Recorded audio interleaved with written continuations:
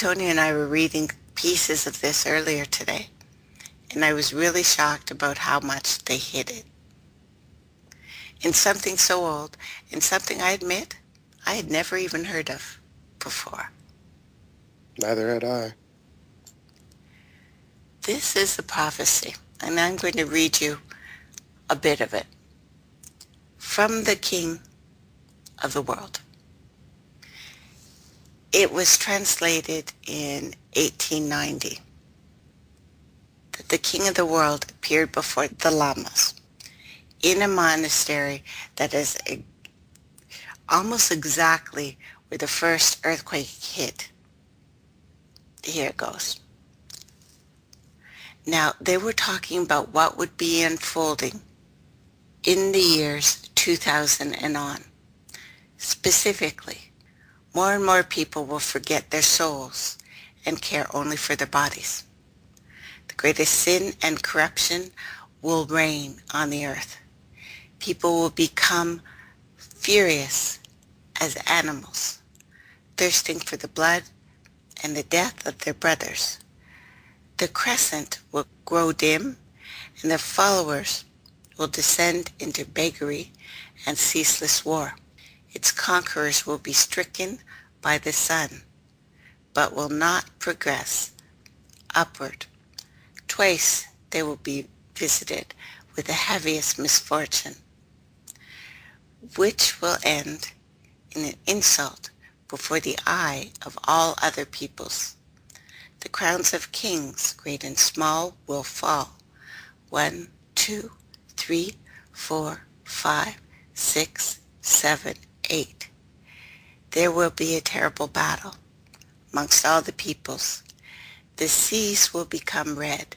The air will flow red. The earth and the bottom of the seas will be strewn with bones of humans and others. Kingdoms beginning to shatter. Whole peoples begin to die, hunger and disease, and crimes unknown to law, never before seen in the world. The enemies of God and of the divine spirit in man will come. Those who take the hand of another will also perish. The forgotten and pursued shall rise and hold the attention of the whole world. By the third red moon, there will be fogs and storms of red. The spring will be brought on and assaulted heavily by 14 wheels. Then bare mountains shall suddenly be covered with forests. Earthquakes will come like the voice of the Father, the King of the world. His voice is like an earthquake, and millions will change the fetters of slavery and humiliation and rise up together. There will be hunger and disease and death for the others. The ancient roads will be covered with crowds wandering from one place to another. The greatest, the most beautiful cities shall soon perish in fire. 1, 2, 3.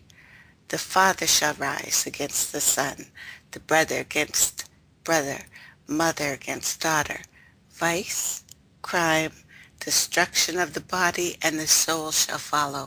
Families will be shattered. Truth and love shall all but disappear.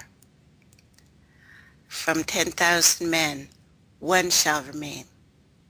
He shall be nude and mad and without force in the cold, but a child.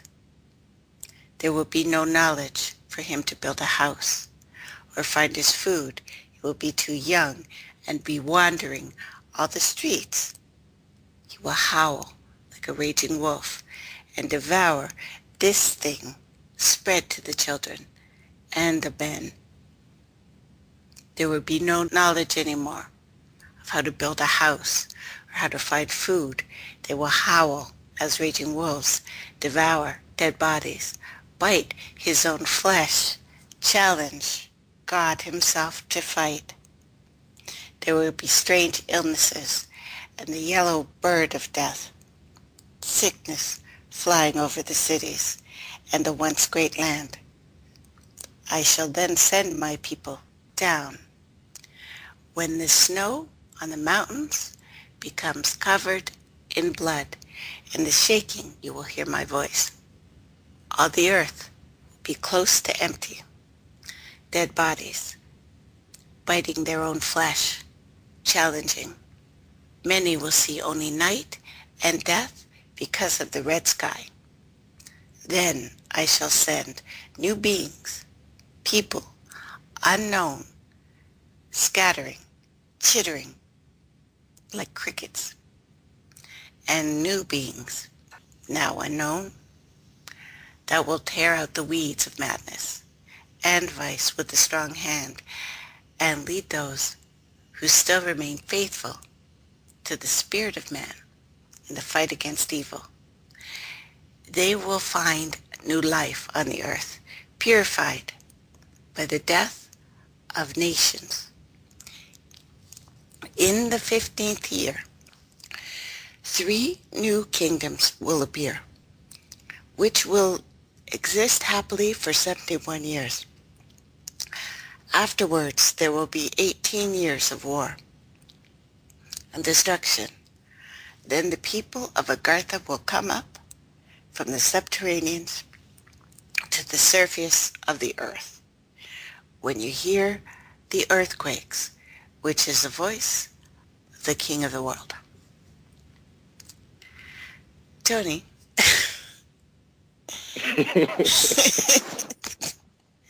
did we not just have the third blood moon in this year, Yep. in March?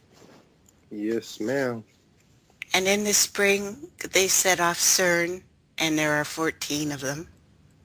Do we not have 10,000 people on the brink of death Yes. and new beings?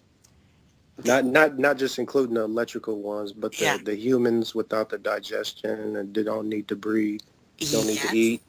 Yes. Is the Yes. picture not painted? Yeah, I'm talking about nailing the signs. This isn't vague. This isn't kind of. This isn't this might happen. This is bang, bang, bang, bang. So everybody, if you want to read more about this, because it's pretty long, there's a lot of chapters in it, look up the prophecy of the King of the world and his return and inner earth. This is even the kind of zombie things that's been happening. I've been reporting the zombie attacks where people just start face biting each other. And the children leaving the house. And the crickets, well, the crickets I've talked about, the CERN sounds like crickets. It's also in a biblical prophecy of the calling of Lucifer and the light being. This is pretty much freaking nailing it. It's happening. Almost word for word. And to be written in the 1800s, Well, just translate it in the 1800s. translated in the 1800s. They don't know how old this is. They have no idea how old this is. But the entrance is. And the stories of inner earth have been known throughout time.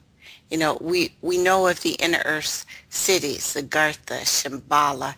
There's even one called the Caesars that seem all around this one point in Nepal, which is called the last great civilization. And you and I were talking about these people. They have some very interesting, they wear masks and do these dances. Some people will say it's a cyclops. They have 3 eyes, but I'm looking at that as seeing the last perfected men and women. I'm grouping us into a thing where we had all of our eyes open. Now apparently these guys, and this isn't just the story, this is what happened, just disappeared. They left. They went under the earth, the story goes. And we know there's at least 10,000 man-made caves on the cliffside. The biggest mystery is that these people just disappeared. And that when it was a forbidden kingdom. You weren't able to search this until the 90s. And it's been very, very limited. That they have found several dozen bodies, all at least 2,000 years old. So the people that live in that area don't go. And since then, the few groups that have been allowed in to investigate this remote Upper Mustang region, that's what it's called, have seen caves. And they say that the effect of them is immense as soon as you go in there. That it's bigger and grander than anything they would have expected. Even accomplished climbers and explorers have a hard time reaching these caves that look like they were machined. You did not do this with a stick in a rock. And on top, the only way you could have gone there is to fly. You're not climbing. It's so wind worn that perhaps, and you might say, perhaps there were handholds at one point, but it sure doesn't look like it. It is smooth, completely smooth. That's not going to happen in 2,000 years. It's going to take thousands and thousands and thousands of years. And you need some pretty darn heavy equipment. And I think possibly a plane to get there. Or a powerful mind that has Or, activated yes, chakras and exactly. can move things with their minds, teleport, levitate, all that good stuff. And they're saying, the people that built this and went under earth, pretty specific, these people with the three eyes. So they're supposedly the last great civilization we had, that stayed above the ground, that had minds this powerful, all eyes open. Tracy, how many places in the world do you still hear about people living for hundreds, possibly thousands of years because of their spiritual teachings? Because the Tibetan monks were doing that, and I read that years ago when I was a kid, when I started getting into esoteric knowledge, that a guy went out there and he wanted to study the monks, and they told him that they don't even verbally talk, that telepathy is the lowest form of communication. So if telepathy is the lowest form of communication, what is their highest? Just all-knowing, group consciousness. But it wasn't even that. They had, I don't know if you would call them rites or what, but they would go out to caves and meditate for 60 years Yes, straight, yes, and to the point where they would grow moss all over their body, didn't have to eat, lowered their breathing to almost like a stasis, so to speak. Uh, would go meditate in the snow with possibly just pants on, no shirt, anything, would generate enough heat around their body that it would melt the snow around them. So you're almost we're talking talking about powerful. like, yeah, you're talking about like Avatar, the Last Airbender kind of Yes, stuff. yes, yes.